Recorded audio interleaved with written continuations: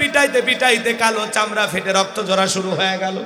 বাজান গো আমার, এরা যত জোরে চাবুক মারে বেলাল তত জোরে আল্লাহর জিকিরি করে। এবার আবু জেহেল ডেকে বলে, বেলাল, চাবুক দিয়ে মারতে মারতে কালো পিঠটা পেটে রক্ত ঝরতেছে রে বেলাল, এরপরে কি ইসলাম ধর্ম ত্যাগ করবি না? হযরতে বেলাল ডেকে বলে, আবু জেহেল রে, মারতে মারতে যদি মেরেও ফেলে দাও, জীবনটা দিতে রাজি, কালেমার পথ থেকে ফিরে আসতে রাজি নাই, বলুন আল্লাহু আকবার। বাজান গো আমার, হযরত বেলালকে চাবুক দিয়ে পিটাইতে পিটাইতে আবু জেহেল ডেকে বলে, এ যুবকেরা, বেলালের পায়ের রশি লাগাও। হযরত বেলালের পায়ের রশি লাগানো হলো। আরবের উত্তপ্ত গরম বালিতে ছেঁচড়াইয়া নিয়ে ঘোরা গেল বাজার। যেই আরবের গরম বালিতে যদি চাল দেন মুড়ি হয়ে যাবে, এত উত্তপ্ত বালিতে ছেঁচড়াইয়া নিয়ে ঘোরা হলো। বাবলা গাছের কাঁটাগুলো বেলালের জিহ্বার ভিতরে পেরেকের মতো মারা গেল। এত কষ্ট দেওয়ার পর বেলালকে বিকেল বেলা নিয়ে এসে ডেকে বলে, বেলাল, চাবুক দিয়ে পিটাইলাম, পায়ের রশি লাগাইয়া মুরুব্বির গরম বালিতে নিয়ে ঘুরলাম রে বেলাল, এত নির্যাতন জুলুম তোমার উপরে করা হলো বেলাল, এইবার বলো আব্দুল্লাহর বেটা মুহাম্মদ সাল্লাল্লাহু আলাইহি সাল্লামের দল ত্যাগ করবা কিনা? হযরতে বেলাল ডেকে বলে, আবু জেহেল রে, মারতে মারতে যদি মেরেও ফেলে দাও, বেলালের নিঃশ্বাস থাকবে যতদিন, বেলাল ইসলামের পথে টিকে থাকবে ততদিন, বলেন আল্লাহু আকবার। এইবার আবু জেহেল ডেকে বলে, যুবকেরা রে, যাও যাও, বিশাল বড় একটা পাথর নিয়ে এসে বেলালের বুকের উপরে চাপায়া দাও। এইবার বিশাল বড় একটা পাথর নিয়ে আইসা হযরতে বেলালের বুকের উপরে চাপায়া দেওয়া গেল। আর আবু জেহেল মনে মনে ভেবে নিল, এই পাথরের চাপার আঘাতে বেলাল বুঝি মারা যাবে। এই কথা ভেবে কাফেররা চলে গেল। হযরতে বেলালের বুকের উপরে পাথর, হাতে রশি লাগানো, পায়ে রশি লাগানো, বুকের উপরে পাথর, এরপরও জিহ্বা টানা রায়া জিকিরি করে কার? চোখের কোনা দিয়ে টপ টপ করে পানি পড়তেছে। হযরতে বেলাল কাঁদতে কাঁদতে ডেকে বলেন, আল্লাহ, তুমি তো সেই আল্লাহ, ইব্রাহিমের জন্য যদি নমরুদের আগুনকে ফুলের বাগান বানায় দিতে পারো, আল্লাহ তুমি কি পারো না বেলালের বুকের পাথরটাকে তুলার মতো নরম বানায় দিতে? হযরতে বেলাল দোয়া করতে দেরি, আসমানের মালিক আল্লাহ দোয়া কবুল করতে দেরি করে নাই। বেলালের বুকের পাথরটাকে আমার আল্লাহ রাব্বুল আলামিন তুলার মতো নরম বানিয়ে দিয়েছেন, বলুন সুবহানাল্লাহ। আশিক রাসূল বেলাল, নবীর পাগল বেলাল, নবীকে কত ভালোবাসতেন জানেন? নবীজি যখন মক্কা নগরীতে পথ চলতো, হযরত বেলাল একবার ডানে যায় একবার বামে যায়। আমার নবী ডেকে বলে, বেলাল, একবার ডানে যাও একবার বামে যাও, ব্যাপারটা বুঝি না। হযরত বেলাল ডেকে বলে, নবী গো, আপনি কালেমার দাওয়াত দেন, ইসলামের প্রসার করেন, ওই কাফেরগুলো আপনার শত্রু, আপনাকে টার্গেট করে যদি তীর নিক্ষেপ করে, ওই তীরটা যেন সর্বপ্রথম আমি বেলালের বুকের ভিতরে ঢোকে, বলেন আল্লাহু আকবার। আবার বাম দিকে যাই, মনে মনে ভাবি, গো নবী, ওরা যদি বাম দিকে তীর নিক্ষেপ করে, ওই তীরটা যেন সর্বপ্রথম আমি বেলালের বুকের ভিতরে ঢোকে। আমি বেলাল মারা গেলে ইসলামের ক্ষতি হবে না, আপনি নবী মারা গেলে ইসলাম আর মাথা উঁচু করে সামনের দিকে দাঁড়াইতে পারবে না, বলেন আল্লাহু আকবার। নিজের জীবনের চাইতে বেশি ভালোবাসতেন নবীকে হযরতে বেলাল। লম্বা হবে, লম্বা করবে না, সংক্ষিপ্ত কথা বলে দিয়া যায়। যেদিন নবী ইন্তিকাল করেছিলেন, ছোট্ট বাচ্চার মতো হযরতে বেলাল ফুপিয়ে ফুপিয়ে কাঁদে আর বলে, আমি বেলাল আর কোনোদিন আজান দেব না, আমি আজান দেওয়ার পরে নবী আর ইমামতির মুসল্লায় দাঁড়াবে না, আমি বেলাল আর কোনোদিন আজান দেব না। এই কথা বলে হযরতে বেলাল বলে, নবীকে হারানোর ব্যথা আমি কেমনে সহ্য করবো? নবীকে না দেখলে আমার ভালো লাগে না। সাহাবা ইকরাম বুঝাই, বেলাল কান্না করো না, এত কেঁদো না, এত ভেঙে পড়ো না, বেলাল সবর করো, ধৈর্য ধারণ করো। হযরত বেলাল কারো কথা শোনে না, ছোট্ট বাচ্চার মতো অজরে চোখের পানি ছেড়ে দিয়ে কান্না করেন। নবীজি সোমবারের দিন ইন্তিকাল করলেন, বুধবারের দিনে তামাম পৃথিবীর উম্মতকে কাঁদিয়ে আমার নবীজি গম্বুজের নিচে এখনো শায়িত। আমার ভাইয়েরা, হযরত বেলাল নবীজিকে দাফন করার পরে মনের দুঃখ কষ্ট নিয়ে বলে, আমি মদিনায় থাকলে রাসূলের স্মৃতি ভাবতে ভাবতে পাগল হয়ে যাব, আমি সহ্য করতে পারতেছি না। যেই মদিনায় আমার নবী নাই, সেই মদিনায় আমি বেলাল থাকতে পারবো না। মনের দুঃখ কষ্ট নিয়ে হযরত বেলাল চলে গেলেন দূরে। 6টা মাস অতিবাহিত হয়ে যায়, বেলাল আর মদিনায় আসে না। নবীজি ঘুমের ঘরে হযরত বেলালকে স্বপ্নে ডেকে বলে, বেলাল, কত মানুষ দূর দূরান্ত থেকে আইসা আমি নবীর কবরের পাশে দাঁড়ায় সালাম দেই, আমি নবীর রওজার পাশে দাঁড়ায় সালাম দেই। বেলাল আয়, একবার মদিনায় আইসা আমি নবীকে একবার সালাম দিয়া যা। আয় আয় বেলাল আয়, মদিনায় আয়। বিশ্ব নবীকে স্বপ্নে দেখার পর বেলাল আর স্থির থাকতে পারলেন না, অস্থির হইয়া পাগল পারা হইয়া পরের দিন মদিনার দিকে রওনা করলেন। মদিনাতে হযরত বেলাল যখন পৌঁছে গেলেন, ছোট্ট বাচ্চারা দলে দলে আসতেছেন, সাহাবা ইকরাম আসতেছেন, সবাই ডেকে বলে, বেলাল, কতদিন হয়ে গেল তোমার কণ্ঠে আজান শুনতে পাই না, দাও একবার আজান দাও। বেলাল, দাও না একবার আজান দাও। হযরত বেলাল ডেকে বলে, আমি আজান দেওয়ার পরে বিশ্ব নবী ইমামতির মুসল্লায় দাঁড়াবে না, আমি বেলাল আর কোনোদিন আজান দেব না। সাহাবা ইকরাম অনুরোধ করলেন, বেলাল কারো কথা শোনে না।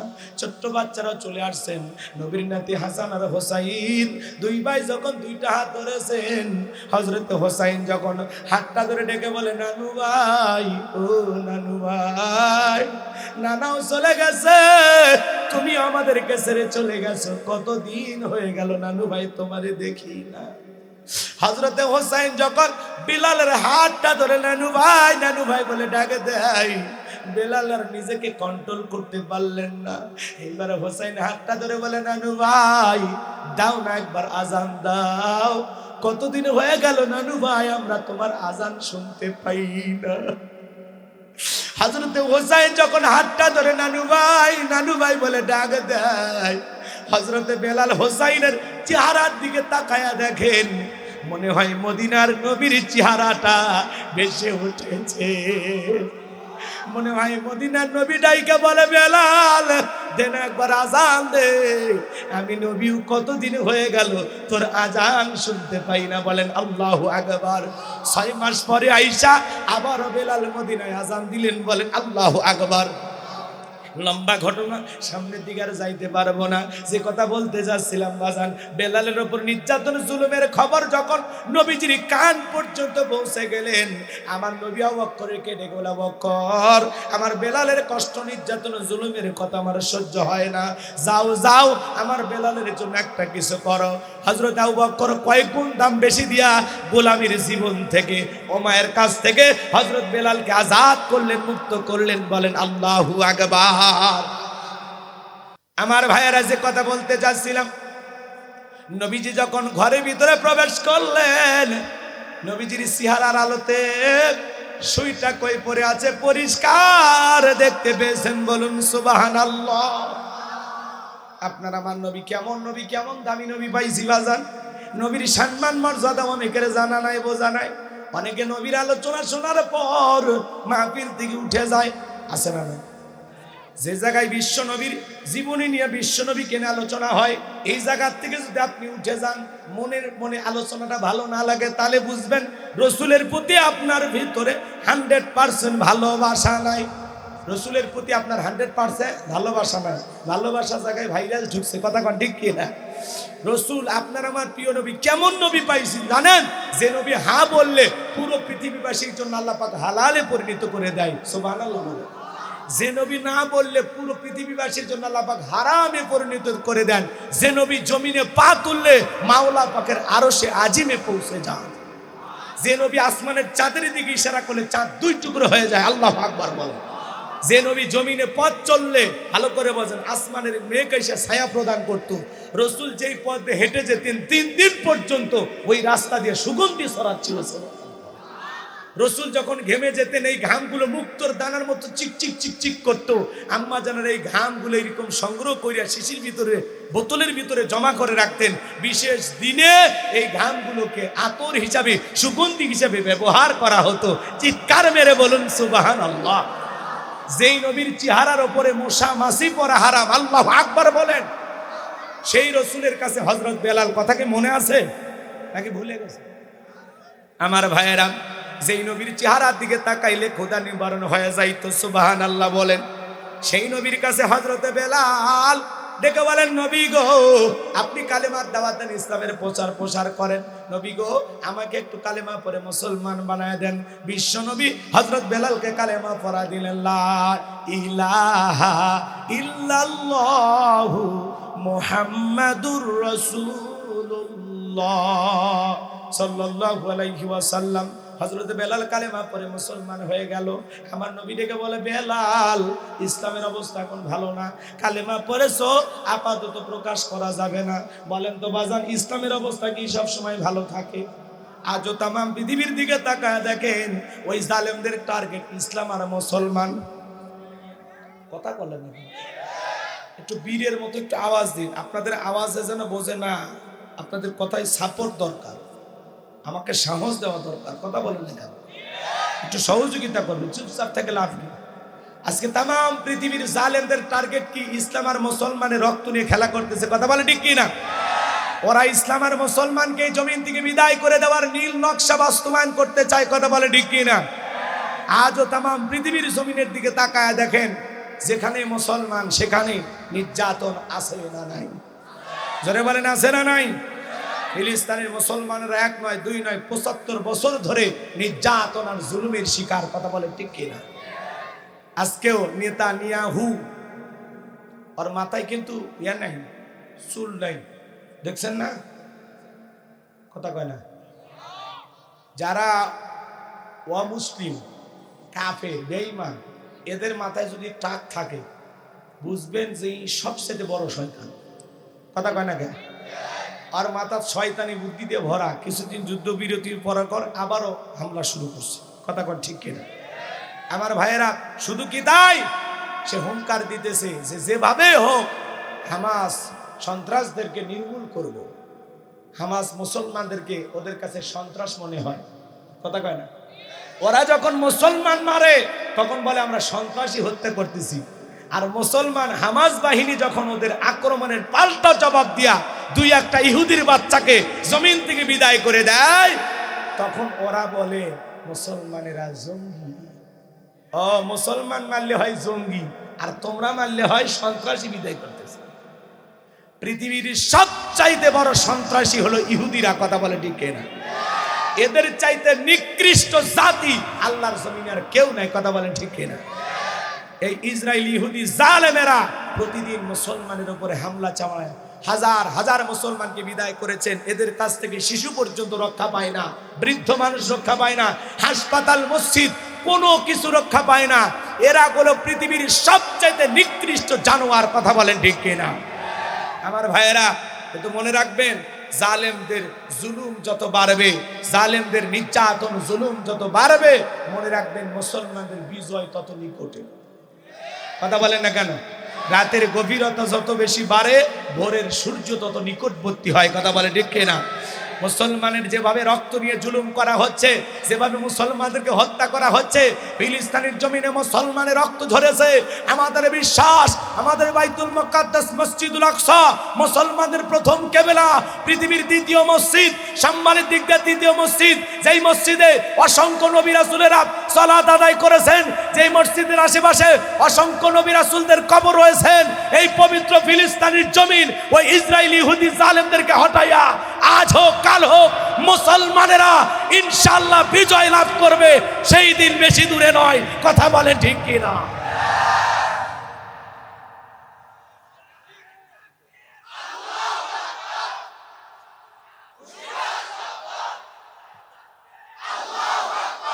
মুসলমান হিসাবে ফিলিস্তিনের মুসলমান মূল্যে আপনার আমার কষ্ট লাগে কিনা? বিশ্বনবী বলেছেন, পুরো পৃথিবীর মুসলমান হলো একটা মানব দেহের মতো।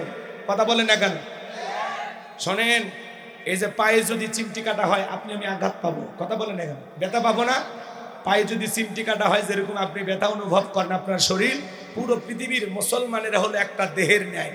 কোনো একটা জায়গায় একটা মুসলমানকে যদি গরুর গোশত খাওয়ার অপরাধে ভারতে মারুক, আর কাশ্মীরে মারুক, আর ফিলিস্তিনিতে মারুক, একজন মুসলমানের রক্ত জমিনে পড়তেছে, এটা থেকে এই ব্যথায় যদি আপনি ব্যথিত না হন, আপনার যদি কষ্ট অনুভূতি জাগ্রত না হয়, তাহলে বুঝবেন আপনি মুসলমান হতে পারেন না। কথা কি বোঝা যায়? মুসলমান হলে ফিলিস্তিনি মুসলমানদের প্রতি আপনার আমার দরদ ভালোবাসা থাকার দরকার আছে না না? ভাইরা আমার, চলুন সামনের দিকে যায়। কষ্ট হচ্ছে, কিন্তু আমাদের বিশ্বাস হামাস মুসলমানের যেভাবে এগিয়ে যাচ্ছে, এছাড়াও বিভিন্ন দেশের যারা যুদ্ধ করেন, বিভিন্ন সংগঠন যাদের আছে, তারাও যেভাবে সহযোগিতার হাত বাড়াচ্ছেন, ইনশাল্লাহ আমাদের বিশ্বাস এইবার ফিলিস্তিনের জমিনটা ওই ইসরায়েলি ইহুদি জালেমদেরকে বিতাড়িত করে এটা মুসলমানদের দখলে আসবে ইনশাআল্লাহ।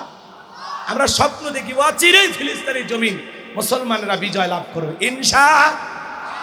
পৃথিবীতে কোনো একটি দেশের মুসলমানদের অর্জন মানে আপনার আমার অর্জন, কথা বলে ঠিক কিনা?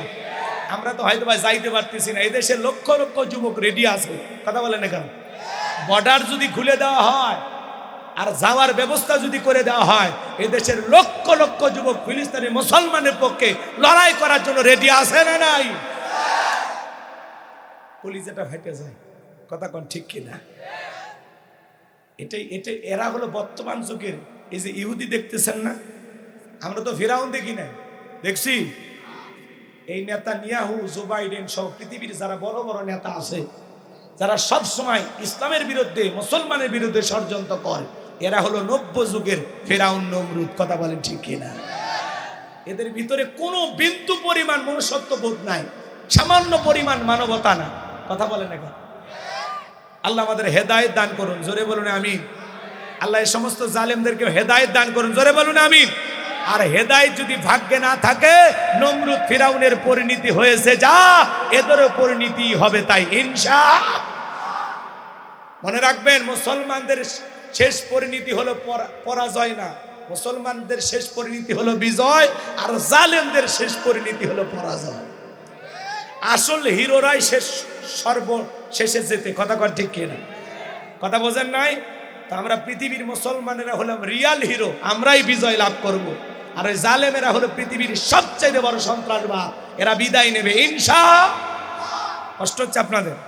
আমার ভাইয়েরা, বিশ্বনবী ডেকে বলে, বেলাল, ইসলামের অবস্থা এখন ভালো না, কালেমা পড়েছো, কথা প্রকাশ করা যাবে না।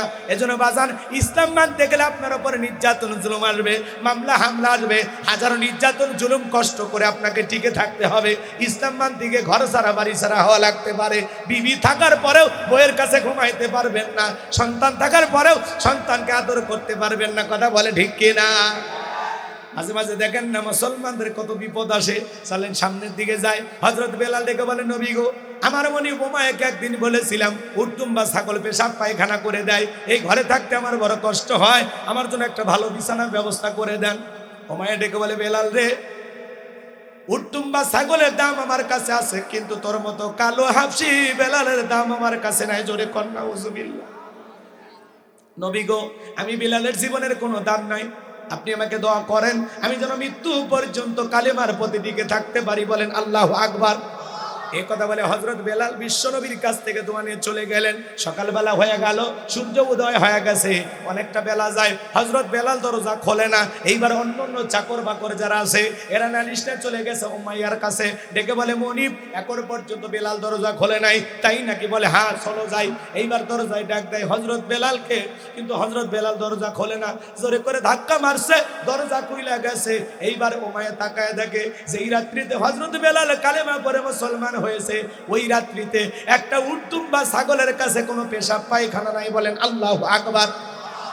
উমাইয়া ডেকে বলে, চাকরের দল, বেলালের বিরুদ্ধে মিথ্যা অভিযোগ দাও, তোমরা যখন ঘুমাচ্ছিলে বেলাল তখন ময়লা আবর্জনা পরিষ্কার করেছে, তাকায় দেখো না একটা উটুম বা ছাগলের কাছে কোনো পেশাব পায়খানা নাই, যাও তোমরা নিজেদের কাজ করো। এই কথা বলে হযরত বেলাল এক পা দুপা করে উমাইয়ার কাছে যখন বাজান গো আমার উমাইয়া যখন হযরত বেলালের কাছে চলে গেলেন, এক পা দুপা করে হযরত বেলালের কাছে যা বলে, বেলাল। হযরত বেলাল কোনো জবাব দেয় না, মাথাটা নিচু করে জিহ্বাটা নাড়ায় হযরত বেলাল জিকিরি করে কার। এইবার হালকা করে ধাক্কা মারছেন যখন হযরতে বেলালের জবান দিয়া কালেমার আওয়াজ বের হয়েছেন, তখন বলেন আল্লাহু আকবার। কালেমার আওয়াজ শোনার পর উমাইয়া ডেকে বলে, বেলাল রে, এসব কি শুনছি, তুমি কি আব্দুল্লাহর বেটা মুহাম্মদ সাল্লাল্লাহু আলাইহি সাল্লামের দলে কালেমা পড়ে মুসলমান হয়ে গেছো? হযরত বেলাল ডেকে বলে, মুসলমান হয় যারা, মিথ্যা কথা বলে না তারা। আমি গতকাল রাত্রিতে নবীজির হাতে হাত রেখে কালেমা পড়ে মুসলমান হয়েছি, চিৎকার মেরে বলুন আল্লাহু আকবার। এই কথা শোনার পর ওমায়া ডেকে বলে, বেলাল রে, উদ্দুম্বা ছাগলের মালিক বানায় দেব, থাকার জন্য ভালো ঘর বাড়ির ব্যবস্থা করে দেব, এরপরে কালেমা ত্যাগ করে আবারও বাদদাদের ধর্মে ফিরে আয়। হযরত বেলাল ডেকে বলে, উমাইয়া, দুনিয়ার কোনো পার্থিব সম্পদের বিনিময়ে বেলাল তার ঈমান বিক্রি করবে না। বলেন আল্লাহু আকবার। এইবার ওমায়া ডেকে বলে, বেলাল রে, আমার কথা না শুনলে বড় নেতা আবু জেহেলকে খবর দেব। হযরতে বেলাল ডেকে বলে, কোন বড় নেতা ছোট নেতা এখন কাউকে গোনার টাইম নাই। আমি কোন আবু জেহেলকে ভয় করি না, আমি ভয় করি আমার আল্লাহকে। এইবার ওমাইয়া দৌড়ে চলে গেছে আবু জেহেলের বাড়িতে, যাই বলে, নেতা, সংবাদ খুব খারাপ। কি হয়েছে? কয়, আমার বাড়ি কৃতদাস বেলাল কালেমা পড়ে মুসলমান হয়েছে, আপনি একটা কিছু করেন। এইবার আবু জেহেল ডেকে বলে, তুমি যাও, আমি আসতেছি। আবু জেহেলের একটা বিশেষ বাহিনী ছিল, যাদের কাজই হলো মুসলমানের রক্ত নিয়ে খেলা করা। যারাই কালেমা পড়ে মুসলমান হইতো, আবু জেহেলের এই বাহিনী তাদের উপরে নির্যাতন জুলুমের স্টিম রোলার চালাইতেছিল। কথা বলেন ঠিক কিনা? আবু জেহেলের একটা বিশেষ বাহিনী ছিল, যাদের কাজই হলো কেউ যদি নতুন কালেমা পড়ে তাদেরকে ধরে কি করে? নির্যাতন আর জুলুম চালায়। কথা বলেন না কেন? আবু জেহেলের সেই সময় একটা বিশেষ বাহিনী ছিল, যাদের কাজ মুসলমানের রক্ত নিয়ে খেলা করা। আজও পুরো পৃথিবীর দিকে তাকায় দেখেন, জালেমদের বিশেষ একটা বাহিনী আছে, যাদের কাজ হলো মুসলমানদেরকে বিদায় করা, মুসলমানদেরকে কষ্ট দেওয়া। কথা বলেন ঠিক কিনা? ভালো করে বোঝেন। এইবার আবু জেহেল তার ক্যাডার মাস্তান সাঙ্গ পাঙ্গ নিয়া ওমায়ের বাড়িতে হাজির হয়ে গেল। ডেকে বলে, বেলাল, এইদিকে আয়। হযরতে বেলাল যখন কাছে আসলেন, আবু জেহেল ডেকে বলে, বেলাল, আমি তোরে পার্সোনাল ভাবে মোহাব্বত করি, তোর উপর বিশেষ নজর আর ভালোবাসা আছে। এসব কি শুনছি বেলাল? তুমি নাকি কালেমা পড়ে মুসলমান হয়েছো, তোমার কি লাগবে তুমি বলো। উদ্দুম্বা ছাগলের মালিক হইতে চাইলে বানায়া দেব, বাড়িঘরের জায়গা জমি লাগলে ব্যবস্থা করে দেব, ব্যবসা বাণিজ্য যদি করতে চাও, দিরহাম টাকা পয়সা যত যা লাগে আমি সব দেব। বিশাল একটা লোভনীয় প্রস্তাব হযরত বেলালকে দেওয়া হলো। হযরত বেলাল ডেকে বলে, আবু জেহেল রে, দুনিয়ার সব সম্পদ যদি বেলালকে দিতে চাও, এরপরেও বেলাল তার ঈমান বিক্রি করবে না। চিৎকার মেরে বলেন আল্লাহু আকবার। বেলালের মতো যারা খাঁটি ঈমানওয়ালা মুসলমান, এরা কোনোদিন ঈমান বিক্রি করে না। কথা বলেন না কেন? আর মুনাফিক মার্কা মুসলমান সকাল বিকাল তার ঈমানটা টাকার বান্ডিলের কাছে বিক্রি করে। টাকা যেই দিকে, ওদের ফতুয়া সেই দিকে। আছে না? না, দুইটা টাকার জন্য একটু লোভ লালসায় এমন কাজ করে, কোন বক্তব্য দিতে যে কি বলে ও নিজেও জানে। টাকা যেই দিকে, ওদের ফতুয়া সেই দিকে। কথা বলেন না কেন? কোরআন হাদিসে জায়েজ থাক আর না থাক, নেতা যা বলবে ওদের ফতুয়া সেই অনুযায়ী ঘোরার লাগবে। কথা কর না? এরকম সুবিধাবাদী আলেম আছে না নাই? এরকম পাঁচ আটা গোলাম আলেম আছে না নাই? ওই জন্য তো আজ আমরা বলি, সমাজে আলেম আছে, কথা কয় না কেন? তিন ধরনের। কয় ধরনের? একটা দরবারি, একটা সরকারি, আর একটা দরকারি। কথা কয় না? বোঝেন বোঝেন বোঝেন। দরবারি কারা? যারা দরবার নিয়ে বসে থাকে, ওটা পরে বলতেছি, কথার প্রেক্ষাপটে যদি আসে বলে দেবো ইনশাআল্লাহ। দরবার মানে বোঝেন তো, যারা খানকা দরবার নিয়ে বসে থাকে। আর সরকারি আলেম কারা বোঝেন তো? হ্যাঁ, যারা টাকার কাছে বিক্রি হয়ে যায়, যখন যে সরকার তার পক্ষে সুগান। কথা বোঝেন না? তার পক্ষে স্লোগান দেয়, তার পক্ষে গান গায়, তার পক্ষে সুনাম, জি জি আপনি, বোঝেন তো? আর একটা দরকারি আলেম কারা? যারা আল্লাহর জমিনের দ্বীনকে প্রতিষ্ঠিত করতে চায়, কোরআন প্রতিষ্ঠিত করার জন্য লড়াই করে, সংগ্রাম করে, হাজারো নির্যাতন জুলুম নীরবে সয়ে যায়। কথা বলে ঠিক কি না? রাগ করতেছে? করেন, কোনো সমস্যা নেই। যে কথা বলতে চাচ্ছিলাম বাজান, টাকা যেই দিকে, ওদের ফতুয়া সেই দিকে। বউ তালাক হয়ে গেছে, নেওয়ার কোনো বুদ্ধিই নাই। যদি খালি হাতের ভিতরে 5-10 হাজার টাকা দেওয়া, আসলে এটা তো নেওয়া, যেহেতু জি মানুষই তো ভুল করে, ঠিক আছে, আর একবার চান্স নেওয়া যায়। কথা কয় না? মাত্র 5,000-10,000 টাকার জন্য অবৈধ বউটাকে বৌদি বলে ফতুয়া দেয়। এ আছে না নাই?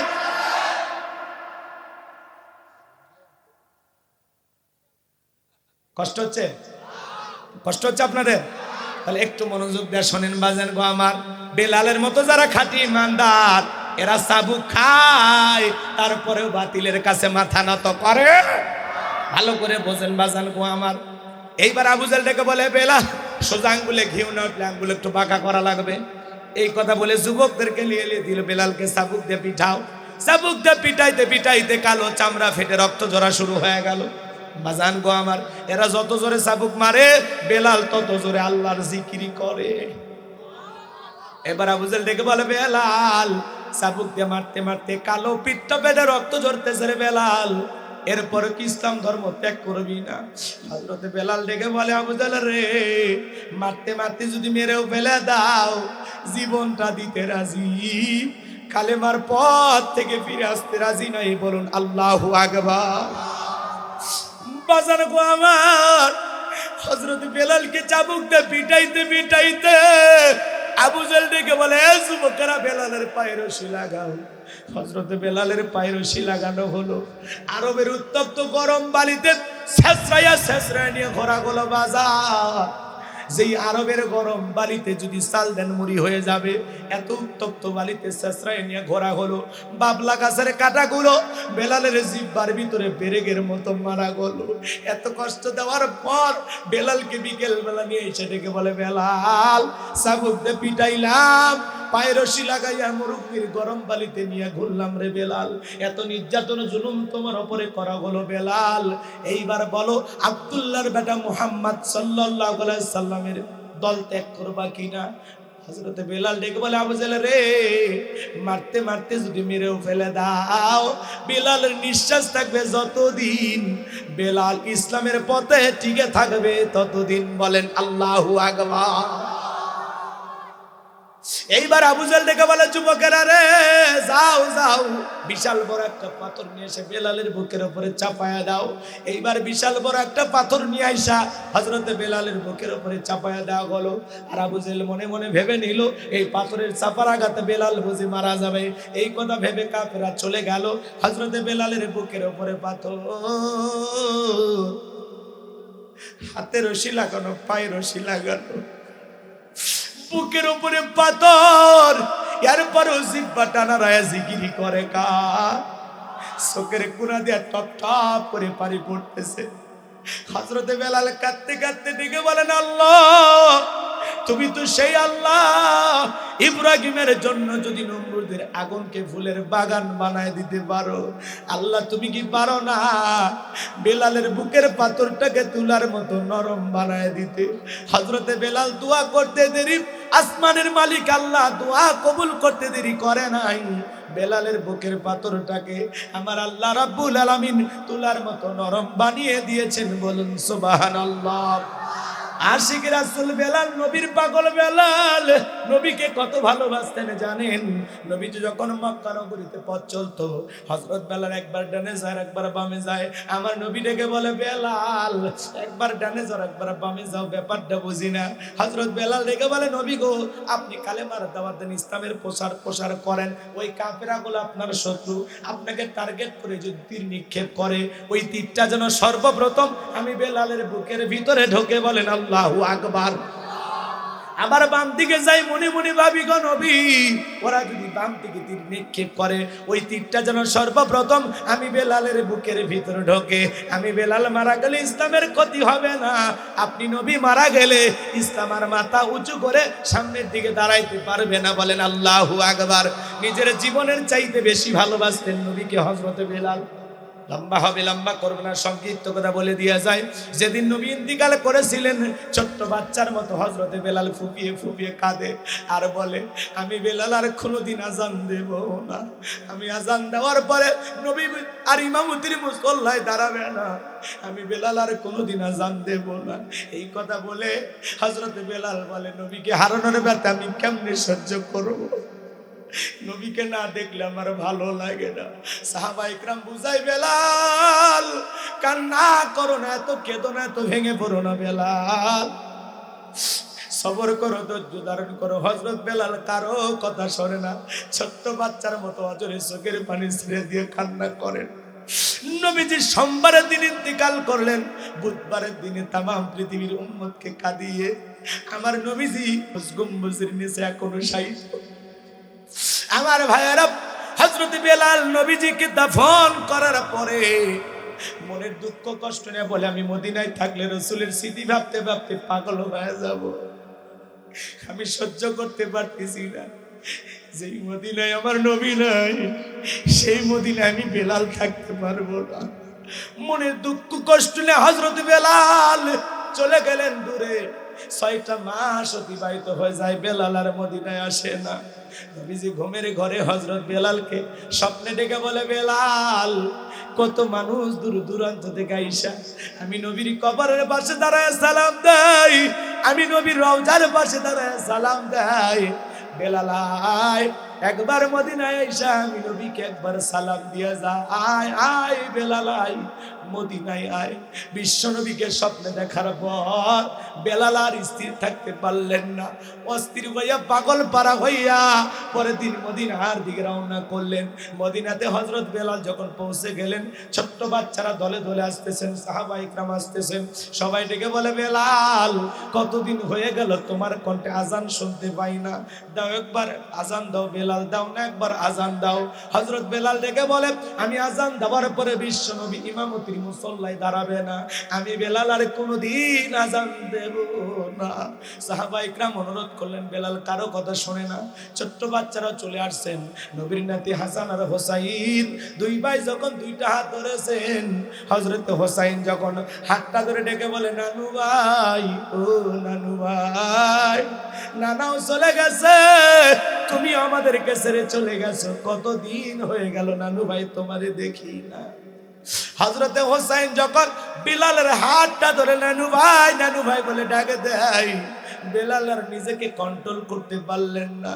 এইবার হোসাইন হাতটা ধরে বলে, নানু ভাই, দাও না একবার আজান দাও, কতদিন হয়ে গেল নানু ভাই আমরা তোমার আজান শুনতে পাই না।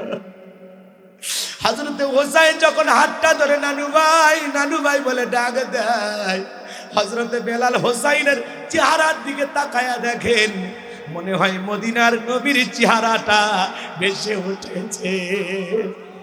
মনে হয় মদিনার নবী ডাইকে বলে, বেলাল, দেন একবার আজান দে, আমি নবীও কতদিন হয়ে গেল তোর আজান শুনতে পাই না। বলেন আল্লাহু আকবার।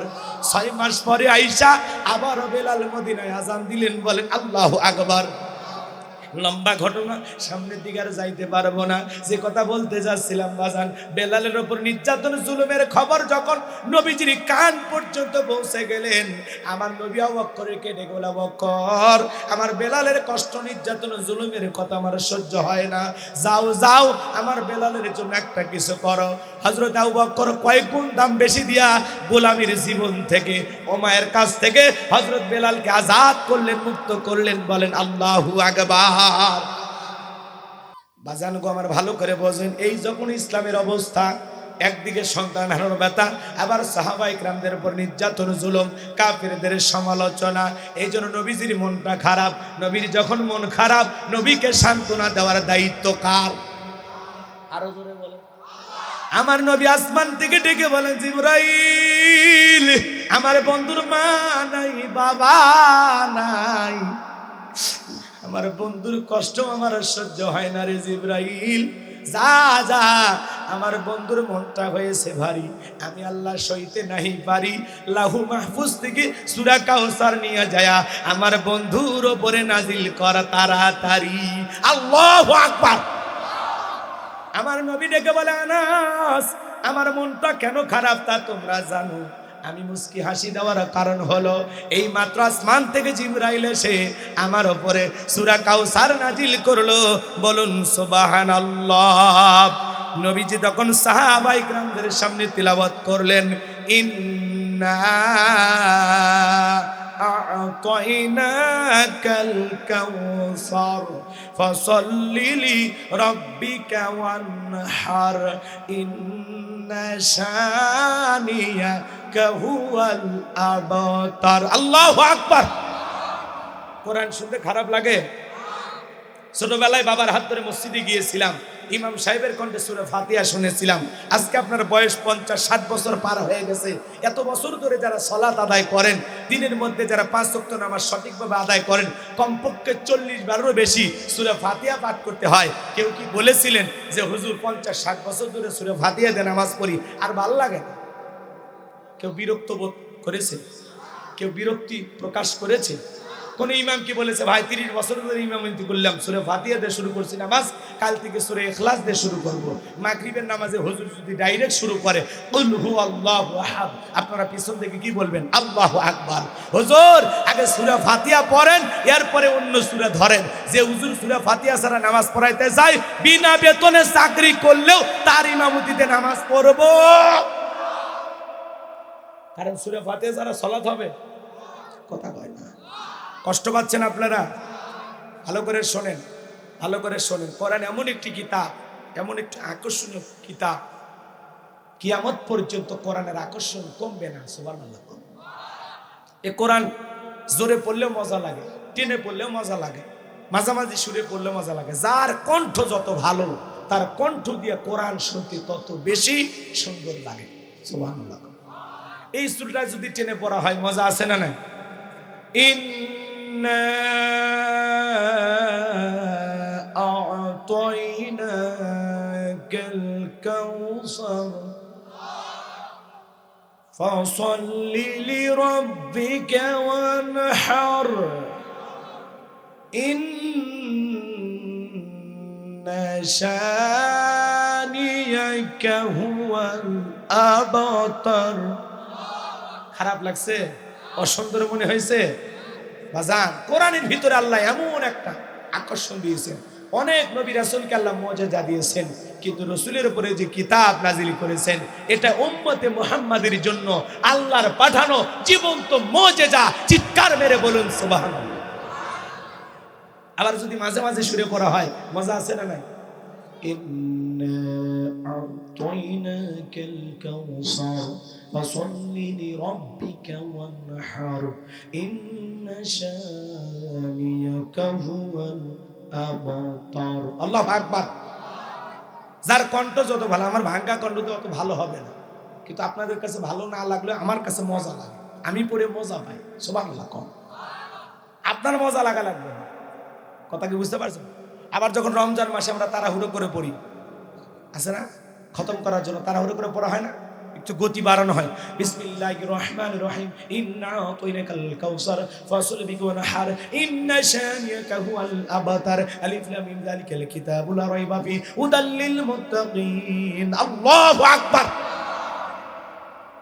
এই কোরআন এমন একটি কিতাব, মৃত্যু পর্যন্ত কারো কাছে বিরক্ত লাগবে না। কিন্তু কিছু কিছু তিলাওয়াতকারী আমরা ভুলভাল তিলাওয়াত করি। আলহামদুলিল্লাহি রাব্বিল আলামিন আর রহমানির রহিম, আছে না? আলাম তারা কাইফা ফাআলা, আছে আছে। এই কোরআন তিলাওয়াতকারীর পক্ষে সুপারিশ করবে, এই কোরআন তিলাওয়াতকারীর জন্য লানত দেবে। কথা কয় না? কথা কয় না? কষ্ট হচ্ছে? তিলাওয়াতের দিক দিয়ে বিশ্ব চ্যাম্পিয়ন হলো মহিলারা। এরা যদি কোরআন একবার টান বের ধরে, কথা কয় না, সব টান, সব জায়গাতে টান, আছে না না? আলিফ লাম মিম যালিকাল কিতাবু লা রাইব, আছে না? আউসিদ আলাইহি ওয়ারাত্তিলিল কুরআনা তারতিলা। কোরআনকে তারতিলের সহিত স্পষ্ট করে ধীরে ধীরে সুন্দর করে সহি শুদ্ধভাবে তিলাওয়াত করতে হবে। এই হুকুম কা? আরো জোরে কোন কা? নামাজ ভঙ্গের কারণ আছে 19টি, তার 1 নাম্বার কারণ নামাজের ভিতরে অশুদ্ধ তিলাওয়াত করলে আপনার নামাজ হবে না। কথা বলেন, নামাজ হবে? নামাজ হবে না। শোনেন শোনেন, এদিক খেয়াল করেন। এই জায়গায় যদি একটু হালকা ব্যথা করে চলে যান টাঙ্গাইলে, ডাক্তার পরীক্ষা নিরীক্ষা দেয়, ইবনে সিনা বা পপুলারে চলে গেলেন, বোঝেন নাই? পরীক্ষা নিরীক্ষা করতে 12,500 টাকা শেষ। এবার আপনাকে বলে ভাই সমস্যা, হালকা গ্যাস। কথা কয় না? এক পেটের ভিতরে গ্যাস, এই পরীক্ষা করতে 12,500 টাকা শেষ। নিজের শরীরের জন্য আমরা যত্ন নেই, ইবাদতের ব্যাপারে যত্ন নেই না। কথা কন না কেন? কোন ইমাম মুয়াজ্জিমের হাতে কি এরকম 500,000 টাকা দিয়ে হুজুর এই যে 1000 টাকা দিলাম, দেখেন তো আমার নামাজ পড়াটা ঠিক আছে কিনা, রুকু সিজদা যেভাবে করা লাগে রাসূলের সুন্নতি তরিকায় সাহাবায়ে کرام যেভাবে পড়েছেন, দেখেন তো হুজুর আমার সেভাবে নামাজ হয় কিনা, নামাজের দোয়ায়। কথা কয় না কেন? আমি যে নামাজের ভিতরে দোয়া দরুদ তাসবিহগুলো পাঠ করি, আমার রুকুর তাসবিহ ঠিক আছে কিনা, সিজদার তাসবিহ ঠিক আছে কিনা, দেখেন তো হুজুর আমার দরুদ শরীফ দোয়াই কোনো ঠিক আছে কিনা, যে সূরাগুলো তিলাওয়াত করি, এই যে কেরাতগুলো পাঠ করি, হুজুর এগুলো ঠিক আছে কিনা একটু জানার দরকার আছে না না? তখন আমরা বলি সব শিখাইয়া কোনো টাকা নেওয়া ঠিক নয়। কথা হয় না?